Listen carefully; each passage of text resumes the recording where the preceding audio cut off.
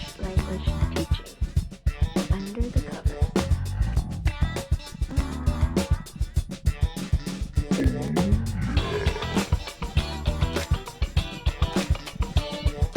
Hello and welcome back to ELT Under the Covers, ELT React, where we as English language teaching professionals react to teaching scenes and media on the internet. Today we're continuing our series of communicative language teaching scenes, and we're going to be looking at an intermediate lesson. But first, introductions. I'm Neil of Team Teacher. Hello everybody, it's Professor Leach. Okay, Rich, so we are continuing with our little series on CLT, looking at the different levels of the classes. We're again diving back into Jeremy Harmer's How to Teach English book, and we're looking at the class from Allan, and it's an intermediate class, and it's about listening skills. So intermediate, we just see them solidly with a grasp on foundational English. There tends to be a lot of frustration at intermediate level, I think. Well, we start to have that be dabbling with and tussling with the intermediate plateau, right? I think people find it very difficult to see progress, particularly in their fluency. And I don't know if you remember that with Spanish as well. It's very frustrating. It's like you kind of know words, but you have to really think about it to put things together. It's a very frustrating time for learning the language, because you don't get all that fast progress and acquiring of vocabulary that you do from the very beginning. But yeah, as you point out, you might have more of a fluency, but it could be a bit broken, and then the accuracy is a bit off, and you're just like, am I a speaker of this language yet, or am I not? And people get stuck there for years as well, like decades, because they kind of jump in and do 6 months of classes and then stop and then do nothing for a while and then go back. And you get these students who are like, yeah, I'm intermediate again. I was intermediate 10 years ago kind of thing. Yeah, it can be tough. It's something that you have to keep going with. It's really, I think a lot of students have that realization that they're not going to master the language in 6 months. yeah. It's kind of a lifelong thing. Personally, I think the best way of working on listening skills is to break it down into sub-skills and decide what sub-skills you want to look at specifically, whether that's working with the context, working with using predictions to aid comprehension. That's a really good one. That's always tends to be fun. What do you think is going to happen next? Okay, let's have a listen. And then people have something to compare it to in their heads, and that can help. And you can apply that in the real world as well. If you're going to have a conversation, when we were living in Spain, and if I needed to go to the shop and get something, then I just have a think about how I think the conversation is going to go, and then go in the shop and have the conversation. And so you have that kind of use of the predictive listening skills to aid comprehension. Yeah, what am I going to be saying? What am I going to be, or what they're going to be asking me? Are they going to be asking me to pay by cash or card? Yeah. Do you want a bag? How do I respond to that? Yeah. And how can I be witty? Well, yeah, take it to the next level. So let's see whether that's what we get here. Are we going to get like some sort of holistic listening, or are we going to get something a bit more focused?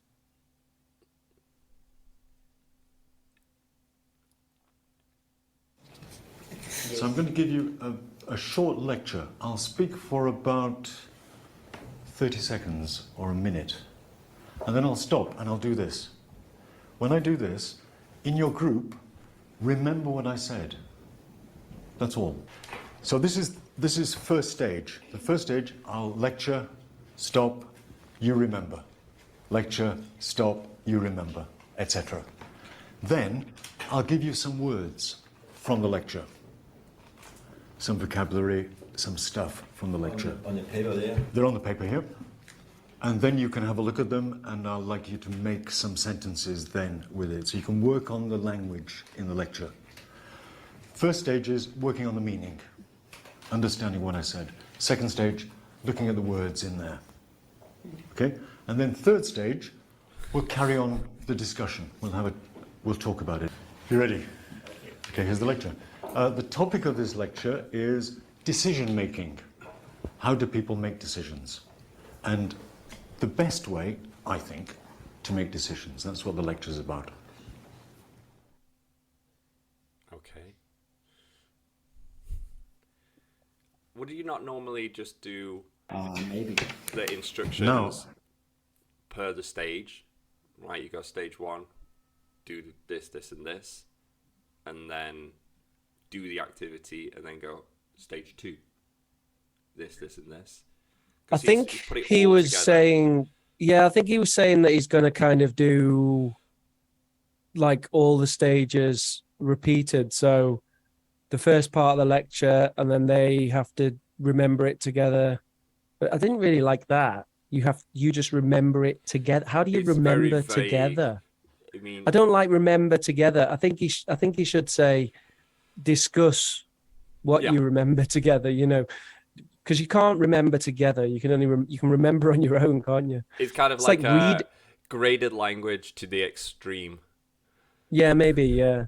Yeah, to the point where we're misusing the word remember. It becomes caveman So- talk. There's a bit of that, but yeah, I think he's going to run through it again and again. That's why he gave all the stages, because he's going to Right. go like, I speak, you remember, blah blah blah, and then he's going to do the next part. Right. I imagine, Okay. but maybe not. But maybe not. Let's see. I think that it's not possible, it's just impossible to get all the information you need to make a decision. But I think it's only possible to get about 20%, 30% of the information. The second thing is, as we grow up, as we go from child to adult, we get conditioned from our parents, from our schools, from the government. We get to think in a certain way, and we get to like some things and not like some things. You're different from me because of where you came from. And because of this, it's very difficult to make decisions in a different way. You'll tend to make the decisions in the same way. Yes, I agree with that. Said, human, as he grows, he get more and more information, conditioned from his parents, from government, what he, and he decided his life. It's an interesting topic. What he will like, what he will don't like. I mean, he will like summer or winter. So, I don't know if you agree with me or not, but I think that making decisions rationally or intuitively is a waste of time. First of all, Just do it. kind of just do it. Right. The problem is that you're in a rut, you're kind of conditioned. So how can you get out of the rut and make different decisions? That's one problem. How? It's very easy. Instead of making rational decisions, you make decisions by chance. You let chance make decisions for you. And there's a very easy way of doing this, and that's to use this. Doing Dice Man. I remember that. That's a dark book, man. Here are my reasons for doing this. I've never First read of it. all, it's quick, Yes Man might be a little bit easier. easy. Second, Not as dark. it's not stressful. Ordinary decision making is very stressful. It takes a long time. Oh, shall I go? Shall I not go? What shall I do? It's very stressful. Bad for your heart, isn't it? So it's quick, it's not stressful, and it's possible that you can do something that you would never have done before.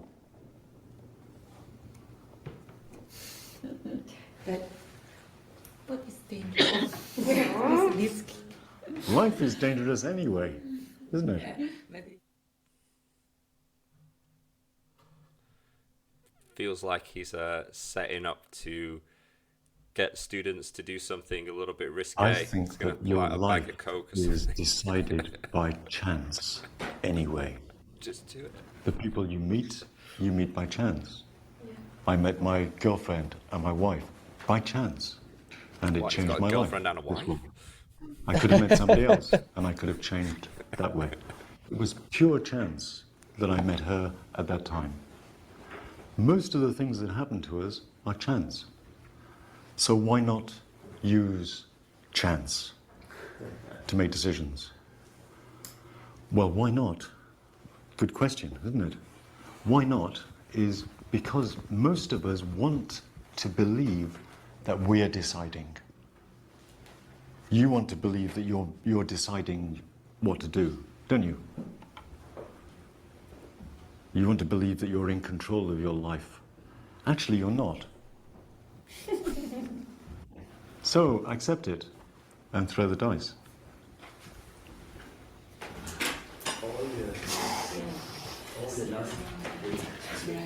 I think he just all his life is.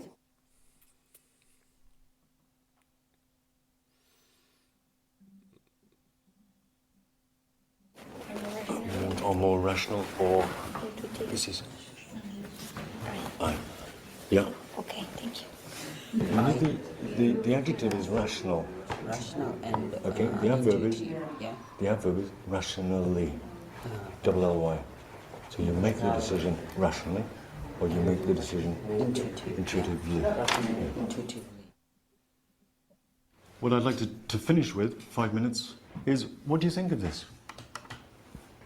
Ah, okay. Do you think it's a good idea or not? No, No. I have a good example. I have a good example. good What example? happened? Yes, I don't know. I'm not sure if I told you when I need to make a decision when I need to get married or when I want to get married. I'm putting a list all of my possible candidates. How many candidates did you have? You had 6. Yes, but yes. No. I put no. No, this is real or imaginary? No, it's real. real. Yes, I did a hard analysis. For example, I put different lines: handsome, Okay. money. Okay. What about the parents? I did a hard analysis about that. So you made this decision rationally. Yes, Okay. And you got married? yes, it's a good result. And it was a good decision? Yes, Okay. And your husband now it's okay? good. Very Okay. good. But Very good. Why are they showing this? how do you No, feel it's about good. I using like dice to make decisions? Not sure. You're shaking your head. No, because you can't do it. I can do it. Of course you can't. You can't do it. But for me, I can't do it. Why not? Because you always are looking for the best way for your life, not for a change. Okay. But I don't think you can know what's the best way.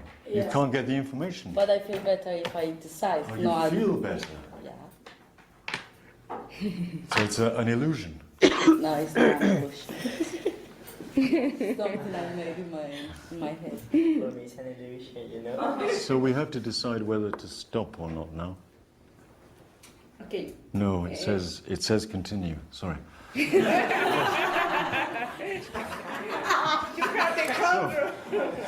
Funny. What do you think? I agree with you. You agree? Yes. Oh, try it. Here, it's a present for you. So I think I really like 2 things about this. One, I like how it sort of demonstrates that a listening can come from the teacher. And I think I really like that because it kind of goes into that Jamie Keddy idea of teacher taught quality versus teacher taught time, saying that, look, it's fine for the teacher to be talking as long as we've got a point. And here, the point was there was a comprehension activity with discussions to keep interest and to check that everyone was understanding stuff. I think it was a little bit too open in a way that, I mean, there's an advantage to that, to say that, look, that's kind of authentic, that's real. That's like if you actually went to a university lecture, you're not necessarily going to have an information sheet in front of you which says, you know, question number 1, what's this? Question number 2, what's that? And then you have to listen to them. So there's kind of some authenticity there that the students themselves have to decide what they're listening for. But also, yeah, I think it was definitely on the edge of being a little bit too open, a little bit too directionless. There might have been, we didn't actually see any comprehension checking. Presumably that was just done by monitoring what the students were saying to each other in their remembering discussions. And then he would kind of feed things in and discuss it. And then the other thing that I really liked was the personalization in the discussion. And really that is one of the strengths of discussions in communicative language teaching, that they tend to involve interesting little personal anecdotes and stories. For example, the one that the student talking about choosing her husband and stuff, it's funny, it's interesting, it means something to her. The other students will remember it because it's funny, you know, stuff like that. That's why communicative language teaching is so powerful. Even someone who's not very experienced will end up hitting on those kind of discussions without necessarily knowing of their benefit or why it's happening even. But you'll kind of think, oh yeah, that was a nice little discussion that we had in class. And later, as you go down in your teaching career, you'll start to think, oh yes, it was an opportunity for personalization and we made the most of it. By having that little discussion about how she chose her husband. So that's the other thing that I like about it. I feel like the whole thing that we saw was really just more of an open discussion than a listening objective per se.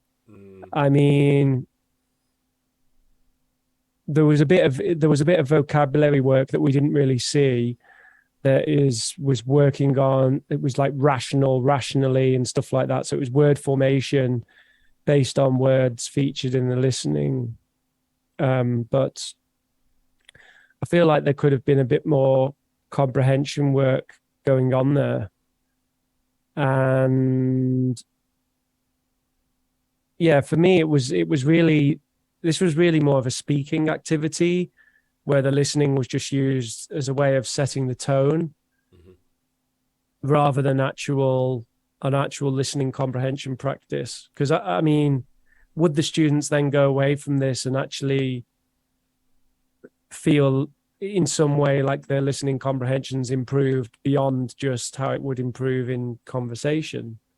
I don't necessarily think so.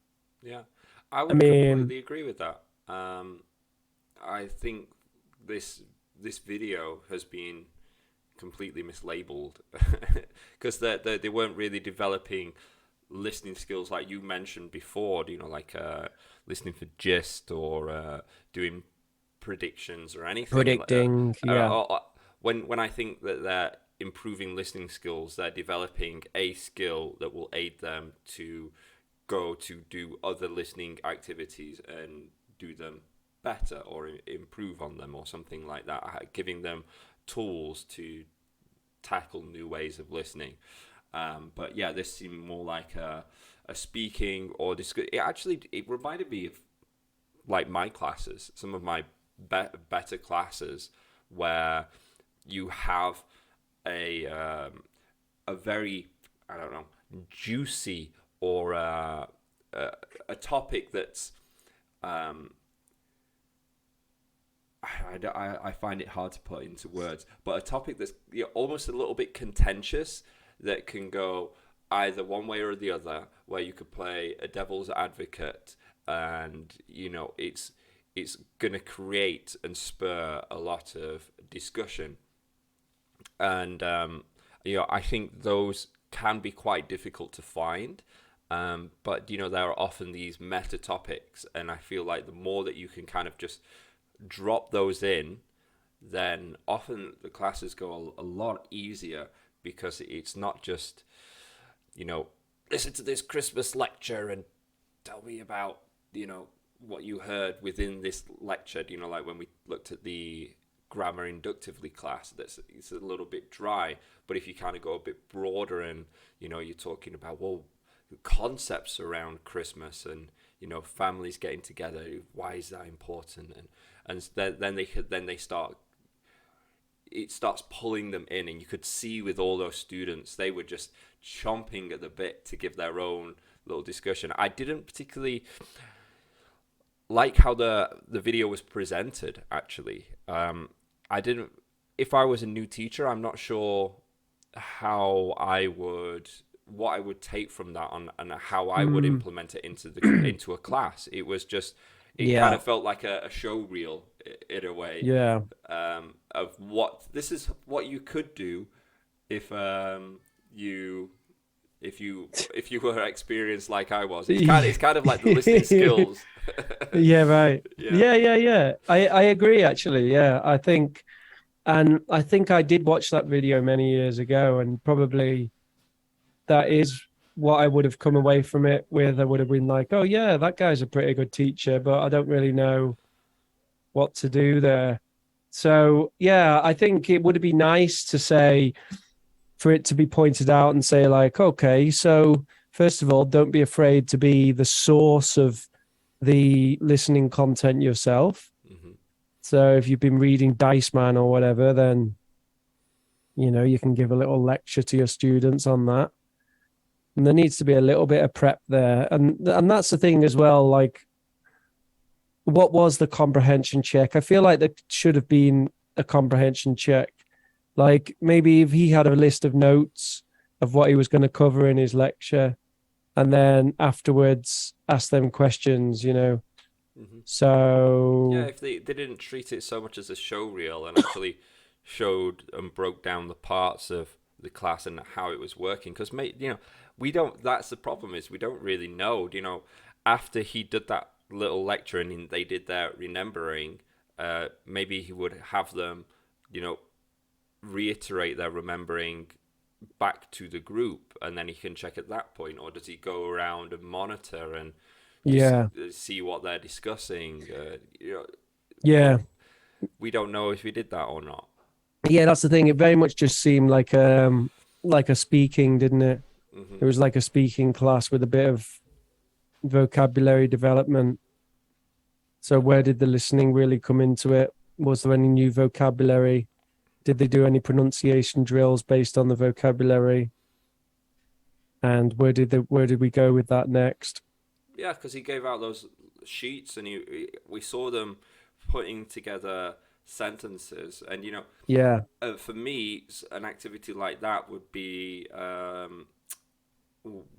if I was treating this more as speaking, going over sentences of how they deliver, like their opinions. I think I would do something intuitively, or I think I would do something more rationally, whatever. But we don't know. Yeah, or it could lend itself quite well to a sort of TBL style thing, where the students need to identify useful language for giving a lecture. Mm-hmm. So I can't remember the kind of language that he used, but if he said stuff like, oh, one of the things I've been thinking about recently is, or whatever. And in my personal opinion, I don't think that, these kind of little fixed phrases, and then working with that, and then preparing to give their own lecture on a subject and using some of those language chunks in that lecture. Mm-hmm. Now, that would rely on his lecture being to some extent scripted. Mm-hmm. so that they can actually look at those language chunks. Mm-hmm.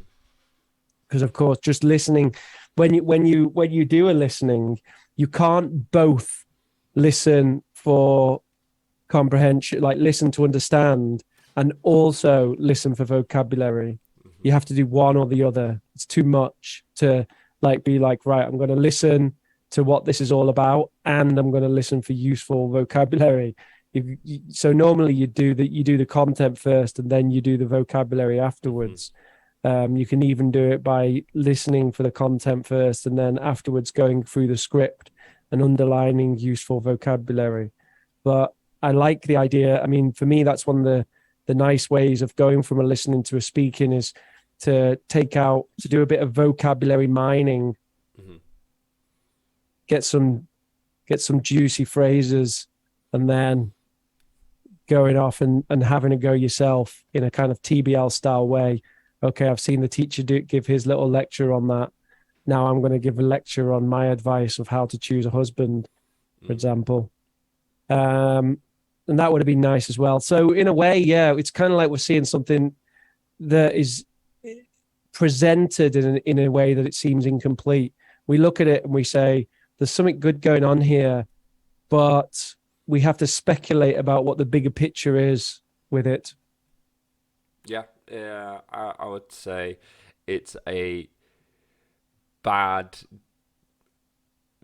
video of a demonstration. It's not necessarily a bad demonstration class. I'm not sure. Yeah, I'm not sure if I'd go quite far enough as to say it's a bad video. Well, of a demo. no, I mean, Yeah. you But can't. it could be better. You can't shine a turd.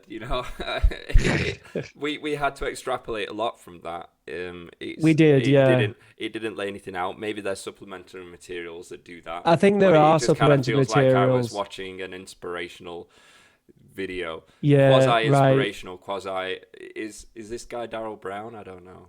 Yeah, I think it does. I think it does lend itself to kind of sell to discussions as well, though. Yeah. So the to some extent, the sell to course leader needs to direct it a little bit.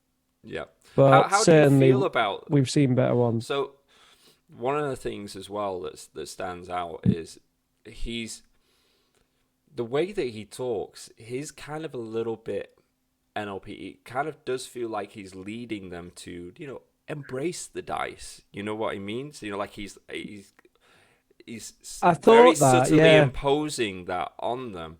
I thought that, yeah. It felt a little, I was like, I thought it would be a little bit broader, like he would present two sides, but I guess he's leaning more into that. But Yeah. A lot of I saw a couple of the students, I'm like, they were pushing back and they seemed a little bit uncomfortable with that. What do you think about that kind of, because those topics can be a bit juicy, but they also start to get to the core of the people that are learning. If you're like, if someone's just leaving that class and they're like start rolling the dice or whatever, it's kind of where's the line? What are your thoughts around it? Yeah, I totally agree with that. I feel like there's no problem with it, except the way that he presented it or prefaced it. And I feel like there should be a separation between now I'm your teacher and now I'm Rich giving an opinion. Mm-hmm. Mm-hmm. And I feel like with Allan in that clip, I don't think that was obvious, that separation. Mm-hmm. It felt like we were getting Allan's opinion, but he was still in teacher mode. So like when they were like hitting back and saying like, oh, I'm not so sure about that. And he's like, yeah, but why? Almost like, yeah, it's almost like, oh, but I don't understand the present perfect. Oh, I'll tell you about the present perfect. And then suddenly it's, come on, use the dice. It's like those two things should be separate. Like Allan as the expert English teacher and Allan giving his opinion on Dice Man, I think they should be separate. I think it's great to have them in the class. And I think that teachers should be allowed to give their opinion in the class, but it's something that you need to box it off. Yeah. You need to box it off. So, when I'm sort of playing, because I love playing devil's advocate, It's like my favorite thing to do in the world, you know. Day-to-day life. And I will play. Yeah, I'll play people. It drives people crazy. I'll play devil's advocate for whatever. I'll play devil's advocate for Cash card what are or the banana? what are the what are the positive characteristics of Donald Trump? You know, What? yeah, exactly. You know, I'll for whatever. I'll play devil's advocate for whatever. But when that happens, it has to be like, well, let me just give you a perspective on this. Okay. You know, this is just my opinion, you know, blah, blah, blah, blah, blah. And you have to show that, look, now I'm engaging as my opinion. I'm not your teacher anymore. I'm not telling you this is how the thing is, you know, and I think that does need to be clear. Because in fact, I actually think it's when people do that wrong, I would consider it one of the major sins of teaching. If you're kind of saying this is how things are, and you're presenting your perspective as being a definitive expert viewpoint. You're an expert on teaching languages. That's fine, but you are not an expert on climate change. So you can go ahead. But by doing that, you're almost giving not just your opinion, but the opinion of your institution or, you know, educational system that you're within, and that but it might not even have an opinion on that. Yeah. So it's kind of taking this behemoth and then making it political when it's not a non-political entity in a way. Well, that's quite rare, actually. I think most of the time they are political entities, and I think they do have opinions. And, you know, you do get, for example, the module on recycling and everything like that. And that's whatever, that's fine. You know, I mean, it's material, isn't it? If you're looking at a text in class and stance, that's one of the things that we look at in academic writing. What is the stance of this text? Any article has a stance. It's you can't find, you know, the idea, I think people have abandoned the idea of impartial texts now. You can pretty much never find that. There's no such thing as impartial news. They all have stances, you know, you can identify that and talk about it. And when you're taking a stance as the teacher, it just needs to be clear. That's all. It just needs to be clear that, look, I'm presenting a stance here. This is not me telling you that 1 + 1 always equals 2. This is me telling you that, in my opinion, it can sometimes equal 3, but don't take my word for it. Okay. And I just think it needs to be clear, doesn't it? When it needs to be clear when I'm telling you, right, this is how you spell colour in British English, COLOUR, right? That's colour in British English. That's one thing. And then the other thing is, so how about this Trump guy? And we call It's that good to challenge. We call that tangential cheating. It's good to challenge students. It's good to challenge students.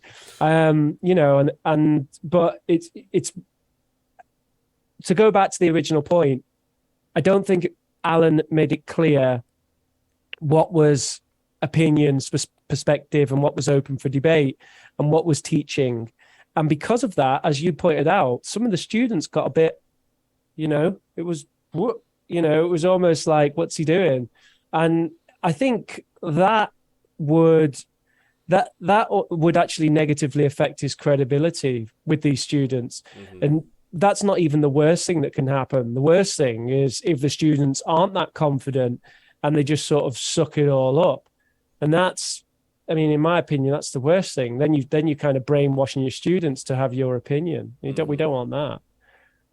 Yeah, no, that's true. And, you know, on the other side is, you know, they kind of voice some voice their objection, but maybe those might not feel, there might be some that might not feel comfortable to voice an objection in class, and they go to their student counselor and be like, hey, look, this class, with Allan was, I think it was a bit much, and then he gets a little bit of pushback from the institution or something like that of like, what are you talking about in your classes with these students? I mean, so it's wide reaching, but I think it's a very important point that you make is to differentiate. Look, this is we're talking about the topic here.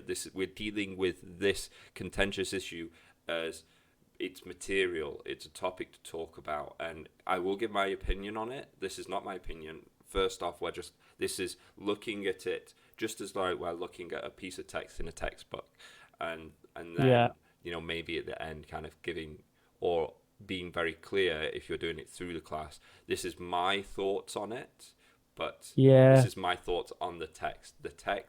And then they might not feel as uncomfortable because it's just an intellectual exercise, rather than fighting to preserve their identity. I think that's pretty reasonable. I think that's the way I would say it. I think to get to the stage where students are complaining or whatever, I mean, I've never even heard of that actually happening anywhere where I've worked, where the students have actually complained that some teachers been pushing their agenda on the students. Well, you don't know. So I think more political times, so I think being aware of something like that. But I've had students complain about really minor things. I remember one time I had a complaint at one institution that they were talking too much. They were like too much speaking, and they didn't feel like they were doing enough learning. It was a speaking class. So you can't always you got to take feedback as you get it, but well, I mean, no, there's something to be said for that though. And some students can feel quite strongly about that.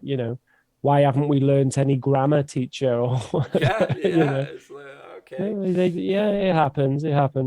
But I think I mean, I'm pretty sure that this kind of thing that we're talking about, presenting opinion as the right opinion, I think it does happen actually quite a lot. I just think that it takes a lot for students to complain about it. Mm-hmm. So that's, I'm sure it does happen quite a lot. I mean, that's almost the TTT stereotype, isn't it? Yeah. Now I'm going to kick back and pretend that I'm a university lecturer giving an English language class. And I guess that's the tightrope there. That's the line that's being walked when we do use the teacher as a source for listening material. But I do feel that that's a great thing to do. It just has to be handled in the right way. And, Jamie is an excellent example of that, because I think often when Jamie does it, he does kind of leave the door open to different perspectives to kind of say, oh, what do you think this? Or maybe you think the opposite, leaving all possibilities on the table. And obviously the best situation is then when your students themselves get into a nice productive debate about it, which is absolutely lovely. That's what we want. Yeah, I agree. And they're absolutely excellent for when you're doing a speaking activity. And it's nice when it's a little bit more scaffolders and they've got vocabulary from the previous part of the class that they can reuse, and then it just feels like they are practicing new language and also working on their speaking at the same time. It's not just, okay, let's come into the class and just have a bit of a chat. It's a chat but with new language for them to use and improve. Okay, do you have any final thoughts that you want to share about Allan, Mr. Spock, Spicy Spock, as I like to call him? I think we've more or less covered that one. Yeah, I would say so too. We'd love to hear your comments about Spicy Spock. Let us know your thoughts on the activity, him as a teacher, anything else that you would like us to watch at, and remember to like, share, and subscribe. Fantastic. Comments down below for future suggestions, and we will catch you on the flip side. If you're looking for more information from myself, you can go to teamteacherchina.com. We've got a whole bunch of materials, PowerPoints that you can use instantly in the classroom. We've got a Team Teacher China YouTube channel where we have videos teaching you how to use those materials. Team Teacher English, where we put those materials into a video form for self-study. And Team Teacher Baby, where I take my experience as a teacher and put that into parenting. And go to youtube.com/Professor Rich to see some English teaching. You can catch me weekly live streams on Oxford Online English YouTube channel. Oh, and also you can do a YouTube search for POG Space UK, and you would get my alpha version of my new gaming channel, which actually just have some trial content on there at the moment. You can email us here at eltunderthecovers@gmail.com if you have anything you'd like to contribute to the show. Smash that like button, share and subscribe. And watch 100% of the video and don't click off. Thank you. Bye.